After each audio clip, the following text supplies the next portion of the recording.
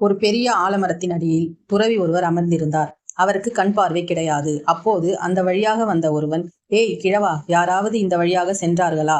என்று மரியாதையின்றி அதிகாரத்துடன் கேட்டான்.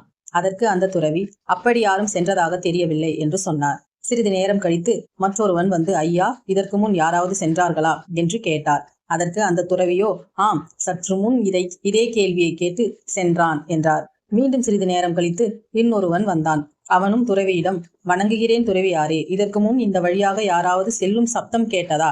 என்று பணிவுடன் கேட்டான். உடனே துறவி, "மன்னரே வணக்கம். இந்த வழியாக முதலில் ஒரு வீரன் சென்றான், அடுத்ததாக ஓர் அமைச்சர் சென்றார். இருவருமே நீங்கள் கேட்ட கேள்வியை கேட்டு சென்றனர்" என்று சொன்னார். அப்போது ஆச்சரியத்துடன் மன்னர், "துறவியாரே, உங்களுக்குத்தான் பார்வை இல்லையே, பின்னர் எப்படி முதலில் வீரனும் அடுத்ததாக அமைச்சர் என்று சரியாக சொன்னீர்கள்?" என்று கேட்டான். அதற்கு துறவி, "இதை அறிவதற்கு பார்வை தேவையில்லை. அவரவர் பேசுவதை வைத்தே அவர் யார், அவரது தகுதி என்ன என்பதை தெரிந்து கொள்ளலாம்."